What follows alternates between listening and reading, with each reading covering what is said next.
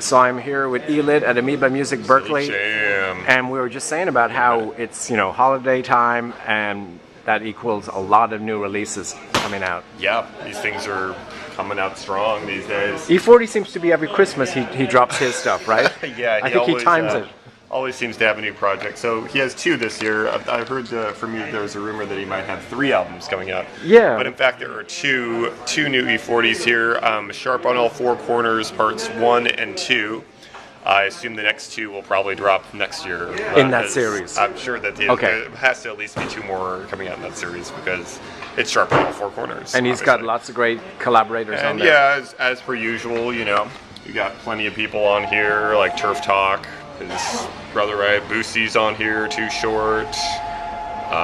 List goes on, It's always pick some strong collaborations going on there. Yeah. And what else do we have in the heavy hitter department? J. Cole's new album, Forest Hills Drive, 2014. And there's 2 Wu-Tang related ones. Oh, yeah. Yeah, so the Ghostface Killah just dropped today, actually. This is his new album, 36 Seasons, produced by The Revelations. Ghostface working with a lot of different soul groups these days, actually. Revelations is another sort of live R&B type group, so I'm sure they can provide a blaxploitation soundtrack for him to get, live over. Fizzy Womack produced some of this too, I see, which is interesting, of MOP fame. And yes, I know it has AZ is all over this thing. It has at least 4 tracks on there, which is interesting. I haven't listened to it yet, and yeah, of course, there's also a new Wu-Tang album. This one came out last week. And how is it doing? Better Tomorrow. Doing pretty good. I feel like people are cautiously buying it. Right. But, I've read mixed reviews. Yeah, it's a lot of mixed reviews. Anything produced by the RZA, it's worth checking out, in my opinion. You never know with these guys, though, how many of the actual clan is going to be on the album, or But this one is pretty much everyone, right? Yeah, it's everyone, but it's still hard to tell, how many of them are in each song. Right. Raekwon probably has 2 tracks on there or something. I mean, that's kind of how it goes to them. But it is completely produced by the RZA, which is saying something. You have to check out whatever the RZA does, because that guy's the man, right?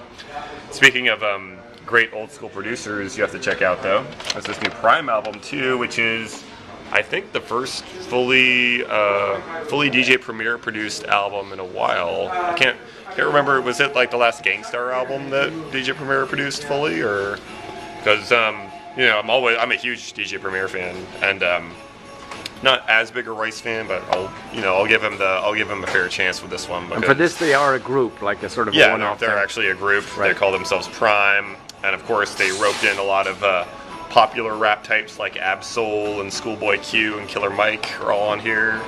Slaughterhouse got Jay Electronica's on here too, randomly. So it's only 9 cuts. I'm not sure how long it is, but that is 9 fully DJ Premier produced songs. You mentioned Killer Mike and Run the Jewels too. It's been out a few weeks, but it seems like people are loving it. Oh yeah, this thing is by far our major seller over here. It is. Yeah, and I actually think that this group pretty much did not press enough of them when it first came out. I mean, I think that they underestimated how much people are into them.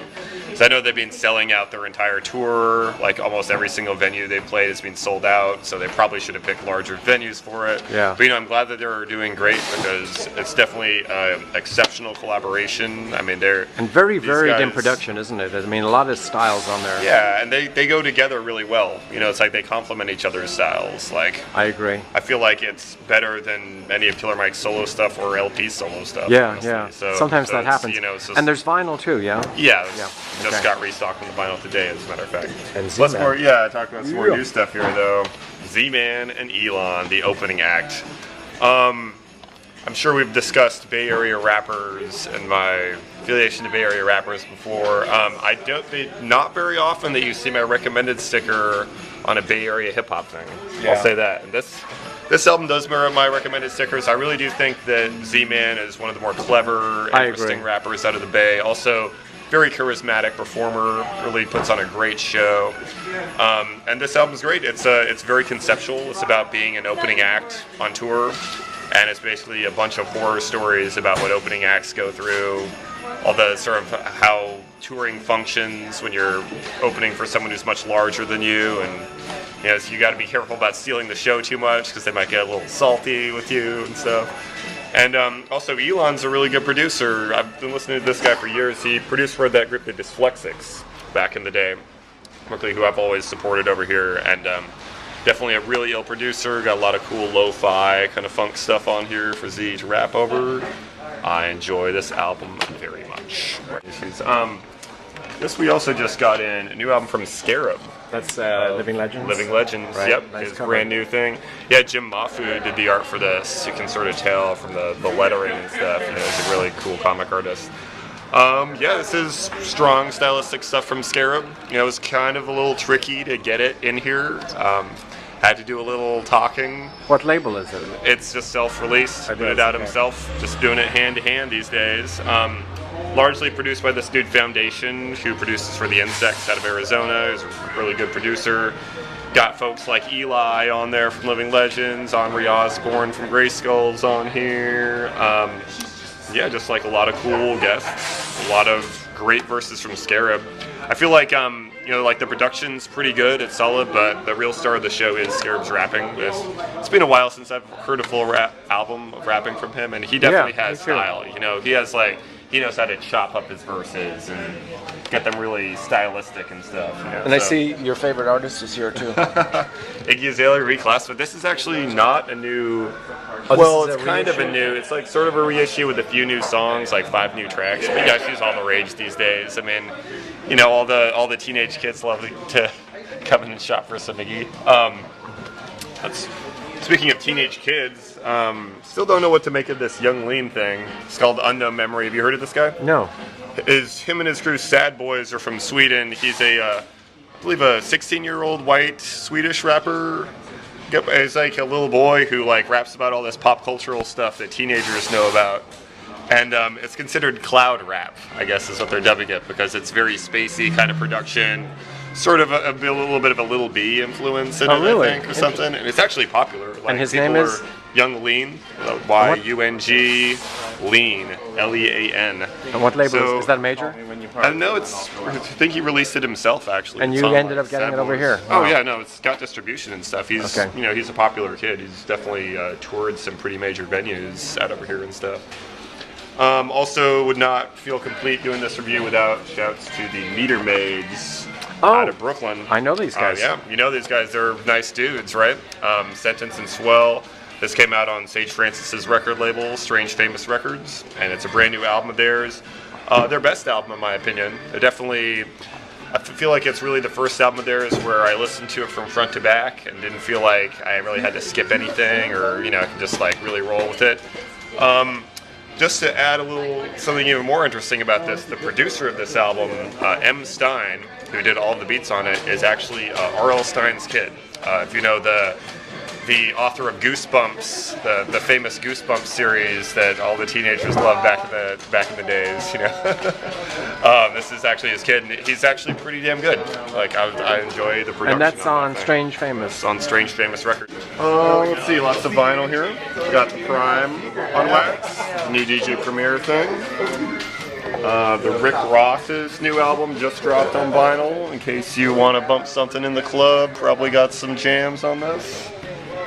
This is a new Alchemist instrumental album, part of his Rapper's Best Friend series. This is number 3 in the series. Always a beats? popular thing, yeah, it's just straight Alchemist production, Great which cover. is kind of the rage these days. So,